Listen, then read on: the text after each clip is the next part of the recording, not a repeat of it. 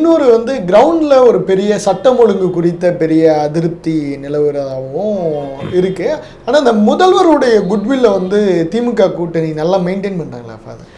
ஆமாம், அதாவது முதல்வர் மீதான அந்த ஒரு நல்லெண்ணம் என்பது எல்லா தரப்பினருக்கும் இருக்கிறது. பொதுவாக திமுகவை பிடிக்காதவர்களுக்கு கூட அந்த நல்லெண்ணம் என்று இருக்குது என்றால், அவர் மீண்டும் சொல்கிற ஒரு எடுத்தேன் கவிழ்த்தேன் என்று அதிரடியாக முடிவுகள் எடுக்காமல் ஒரு பண்பட்ட ஸ்டேட்ஸ்மேன், அதான் ஆங்கில சொல், ஒரு ஸ்டேட்ஸ்மேன், நல்ல ஒரு ரூலராக அவர் இருக்கிறார் என்கின்ற ஒரு பொது எண்ணம் எல்லோர் தரப்பு, எல்லோன்னா பெருவாரியான ஒரு மத்தியில் நமது மக்கள் அமைதியாக இருக்கிறவர்கள், தங்களினுடைய அரசியல் நிலைப்பாடுகளை ஆக்ரோஷமாக வாதிடுகிறவர்கள், வெளிப்படுத்துகிறவர்கள், அவர்கள் தான் நமக்கு பெரிதாக தெரிவார்கள். சமூக ஊடகங்களில், ஏனைய ஊடகங்களில், பொது இடங்களில்.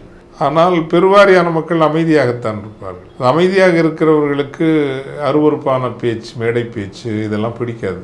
அல்லது எடுத்தேன் கவிழ்த்தேன் என்கின்ற செயற்பாடுகள் இதெல்லாம் பிடிக்காது. பக்குவமாக, பண்பாக, மென்மையாக நடந்து கொள்கிறவர்களைத்தான் அந்த பெருவாரியான மக்களுக்கு பிடிக்கும். அந்த தொகுப்பு மக்களினுடைய ஏற்புமையையும் பெண்களினுடைய பொது ஏற்புமையையும், அது மாண்புமிகு ஜெயலலிதா அவர்களுக்கு இருந்தது, புரட்சித் தலைவர் எம்ஜிஆர் அவர்களுக்கு இருந்தது. அதற்கு பிறகு பெண்களினுடைய, அதுவும் கிராமத்து ஏழை எளிய பெண்களினுடைய ஏற்புமை என்பது மாண்புமிகு மு க ஸ்டாலின் அவர்களுக்கு அதிகமாக கிடைத்திருக்கிறது.